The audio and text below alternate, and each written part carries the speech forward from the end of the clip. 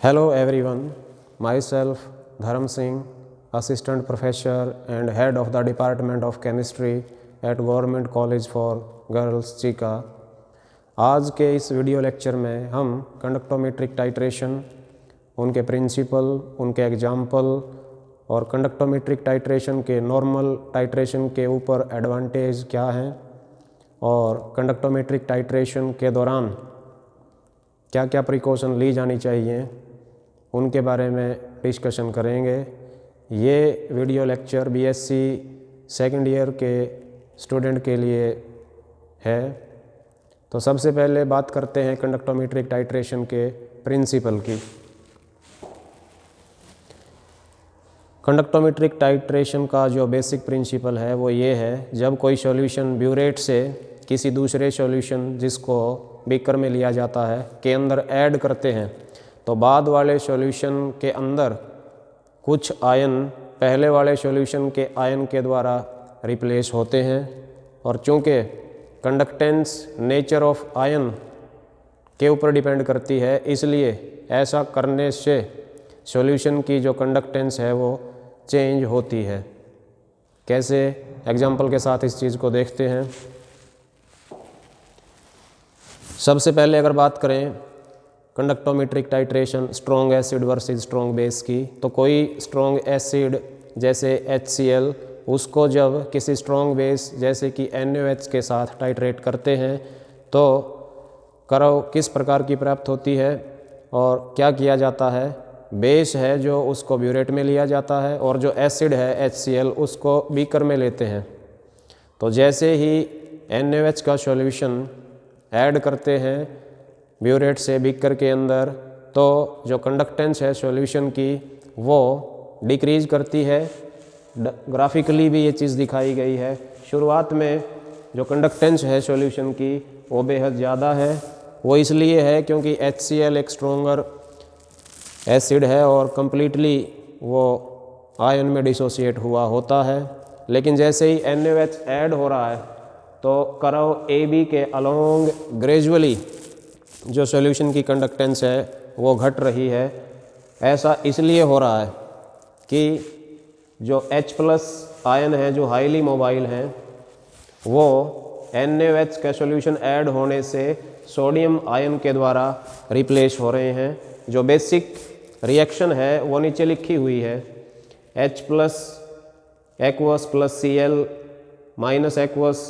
जैसे ही NaOH add करेंगे तो हो क्या रहा है, H+ आयन जो हाईली मोबाइल हैं, साइज में जो छोटे हैं, वो सोडियम आयन जिनकी मोबिलिटी H+ से कम है बड़ा साइज होने की वजह से, उनके द्वारा रिप्लेस हो रहे हैं और कंडक्टेंस है जो सॉल्यूशन की वो ग्रेजुअली डिक्रीज कर रही है। जब तक डिक्रीज होगी जब तक सारा का सारा एसिड न्यूट्रलाइज नहीं हो जाता।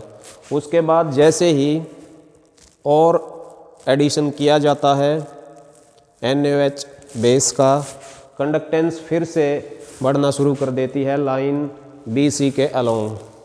ऐसा इसलिए है कि NaOH जो ऐड किया जाता है वो fast moving OH ion introduce करता है सॉल्यूशन में और कंडक्टेंस लगातार बढ़ रही है।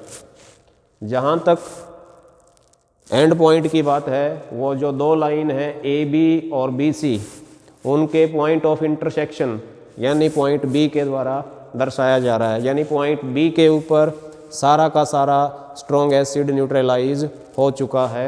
एंड पॉइंट B के ऊपर परपेंडिकुलर ड्रा करके वॉल्यूम एक्सिस से आसानी से पता किया जा सकता है।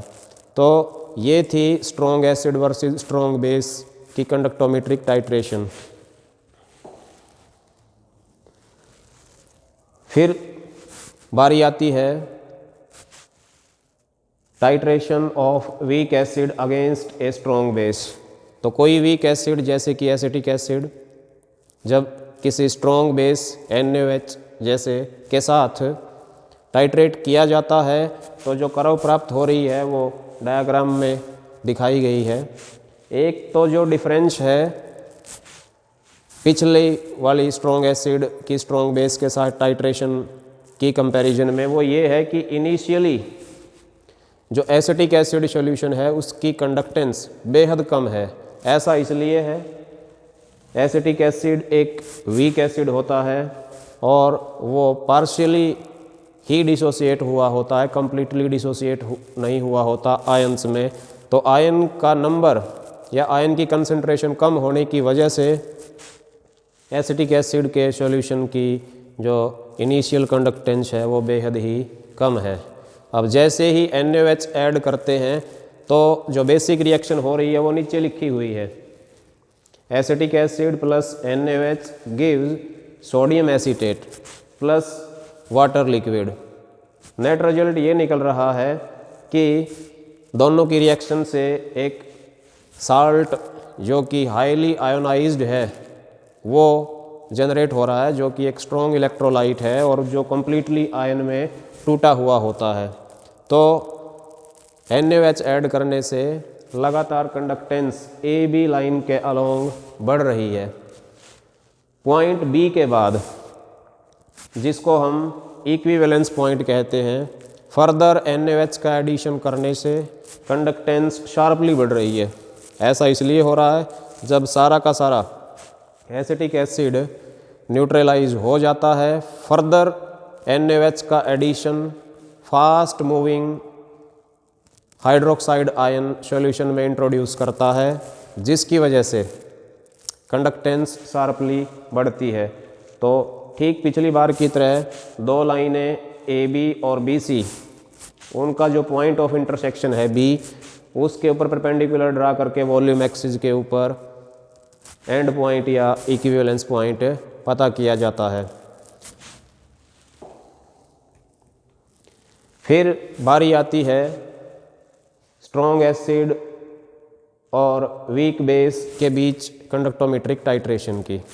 तो यहाँ पे उदाहरण के तौर पे स्ट्रॉन्ग एसिड हाइड्रोक्लोरिक एसिड को किसी वीक बेस अमोनियम हाइड्रोक्साइड जैसे के अगेंस्ट अगर टाइट्रेट करें तो डायग्राम में शो की गई कर्व प्राप्त होती है। इस कर्व को अगर एक्सप्लेन करें तो इनिशियल जो कंडक्टेंस है वो बेहद ज़्यादा है। उसकी वजह ये है कि हाइड्रोक्लोरिक एसिड एक स्ट्रॉन्ग एसिड है, कंप्लीटली आयोनाइज होता है ऑलमोस्ट एक्वस सॉल्यूशन में। तो आयन की कंसंट्रेशन ज़्यादा होने की वजह से जो सॉल्यूशन की कंडक्टेंस है वो बेहद ज़्यादा है। अब जैसे ही अमोनियम हाइड्रोक्साइड ब्यूरेट से ऐड करते हैं HCl के अंदर, कंडक्टेंस है जो AB लाइन के अलोंग वो डिक्रीज कर रही है। तो उसकी वजह आप देख रहे हैं नीचे जो बेसिक रिएक्शन है वहाँ से हम आसानी से समझ सकते हैं। H+ आयन जो कि हाईली मोबाइल हैं, फास्ट मूविंग हैं, वो अमोनियम आयन जो कि स्लो मूविंग हैं उनके द्वारा रिप्लेस हो रहे हैं और कंडक्टेंस लगातार घटती जा रही है पॉइंट B तक। पॉइंट B के बाद कंडक्टेंस ऑलमोस्ट अनचेंज हो जाती है। ऐसा इसलिए है कि ऐड किया गया अमोनियम हाइड्रोक्साइड वीक बेस वो वीकली डिसोसिएट होता है आयंस में। तो पॉइंट B, जिसको एंड पॉइंट कहा जाता है या इक्विवेलेंस पॉइंट कहा जाता है, उसके बाद कंडक्टेंस में कोई प्रैक्टिकल खास चेंज नहीं हो रहा। तो इस केस में AB और BC का जो पॉइंट ऑफ इंटरसेक्शन है B, वो एंड पॉइंट है।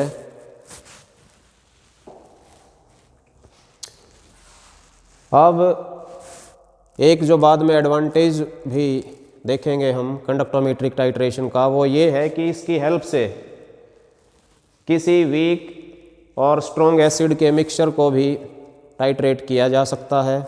उदाहरण के तौर पे HCl और एसिटिक एसिड, जिसमें से HCl एक स्ट्रॉन्ग एसिड है और एसिटिक एसिड एक वीक एसिड है, उसके मिक्सचर को अगर हम टाइट्रेट करें तो जो कर्व है डायग्राम में जो शो की गई है वैसी वैसी कर्व हमें प्राप्त होती है। इस कर्व का जो फर्स्ट पार्ट है वो ऑलमोस्ट मैच कर रहा है जो टाइट्रेशन थी स्ट्रॉन्ग एसिड की स्ट्रॉन्ग बेस के साथ, उसके साथ बिल्कुल। वजह की अगर बात करें तो वो ये है कि स्ट्रॉन्ग एसिड की प्रेजेंस में जो वीक एसिड है एसिटिक एसिड, उसका डिग्री ऑफ डिसोसिएशन सप्रेस हो जाता है, दब जाता है, घट जाता है कॉमन आयन इफेक्ट की वजह से। तो शुरुआत में जो HCl है उसकी प्रेजेंस में एसिटिक एसिड बिल्कुल भी आयोनाइज नहीं होता। तो शुरुआत में NaOH ऐड करने से हाइड्रोक्लोरिक एसिड न्यूट्रलाइज होता है और कंडक्टेंस है जो वो लाइन AB के अलोंग, कर्व AB के अलोंग लगातार डिक्रीज होती है। तो पॉइंट B है जो फर्स्ट इक्विवेलेंस पॉइंट है, असल में वो स्ट्रॉन्ग एसिड हाइड्रोक्लोरिक एसिड का एंड पॉइंट है। उसके बाद आगे NaOH ऐड जब होगा बीकर के अंदर, सॉल्यूशन के अंदर, फिर वीक एसिड एसिटिक एसिड का डिसोसिएशन शुरू होगा और जो सेकंड पार्ट है कर्व का वो ऑलमोस्ट वही है जो टाइट्रेशन एसिटिक एसिड की स्ट्रॉन्ग बेस NaOH के साथ करने पर प्राप्त हुआ था। तो पॉइंट C के ऊपर जाकर एसिटिक एसिड भी पूरी तरह से न्यूट्रलाइज हो जाता है। तो पॉइंट C जो है वो कॉरस्पॉन्ड करता है जो एंड पॉइंट है वीक एसिड एसिटिक एसिड का। तो ये जो कर्व है कुल मिला के दो ग्राफ का कॉम्बिनेशन है। एक ग्राफ जो प्राप्त होता है स्ट्रॉन्ग एसिड HCl की स्ट्रॉन्ग बेस NaOH के साथ टाइट्रेशन जब करते हैं, और दूसरा स्ट्रॉन्ग बेस NaOH के साथ वीक एसिड एसिटिक एसिड को टाइट्रेट करते हैं।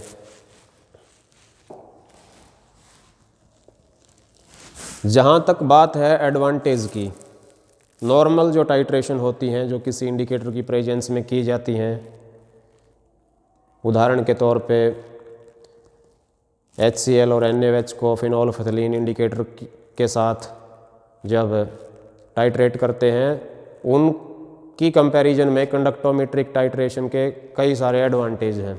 पहला जो एडवांटेज लिखा हुआ है, कंडक्टोमेट्रिक टाइट्रेशन कलर्ड सॉल्यूशन के केस में भी इस्तेमाल की जा सकती हैं, यानी जो कलर वाले सॉल्यूशन हैं उनको भी टाइट्रेट किया जा सकता है कंडक्टोमेट्रिक टाइट्रेशन में, जो कि नॉर्मल टाइट्रेशन में नहीं किया जाता, क्योंकि वहाँ पर एंड पॉइंट के ऊपर कोई ना कोई कलर में शार्प चेंज होता है, उसी की हेल्प से हम एंड पॉइंट पता करते हैं। तो कलर्ड सॉल्यूशन के केस में नॉर्मल टाइट्रेशन फेल हो जाती हैं, लेकिन कंडक्टोमेट्रिक टाइट्रेशन की हेल्प से कलर्ड सॉल्यूशन को भी टाइट्रेट किया जा सकता है। दूसरा जो एडवांटेज है वो ये है कि बेहद ही डाइल्यूट सॉल्यूशन जिसमें सॉल्यूट की कंसंट्रेशन बेहद कम हो, उनको भी टाइट्रेट किया जा सकता है इन टाइट्रेशन की हेल्प से।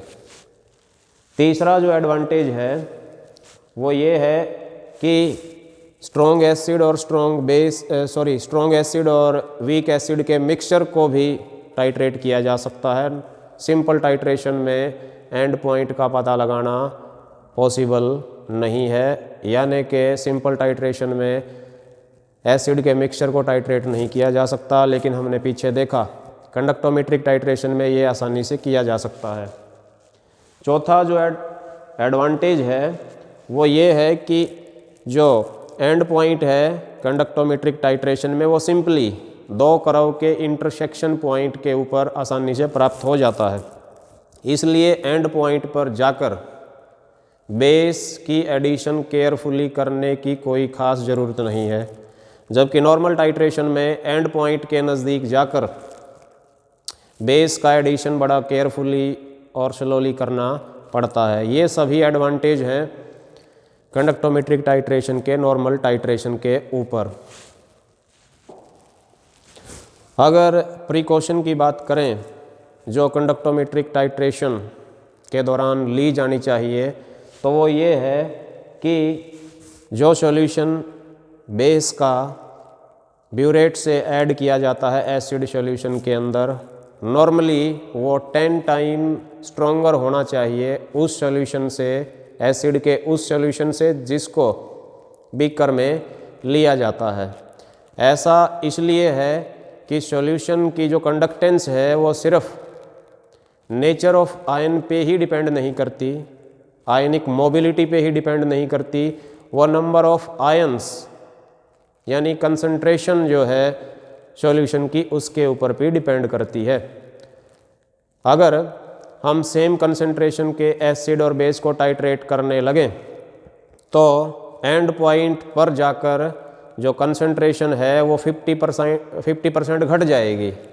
हालांकि 10% ऐड करने से भी कंसंट्रेशन में चेंज होता है, लेकिन इफ़ेक्ट 10 टाइम कम हो जाता है अगर सेम कंसंट्रेशन के सॉल्यूशन को टाइट्रेट करें तो इसलिए जो ऐड किया जाने वाला सॉल्यूशन है वो नॉर्मली 10 टाइम स्ट्रॉन्गर लिया जाता है कंडक्टोमेट्रिक टाइट्रेशन में उस सॉल्यूशन से जो नीचे बीकर में लिया जाता है।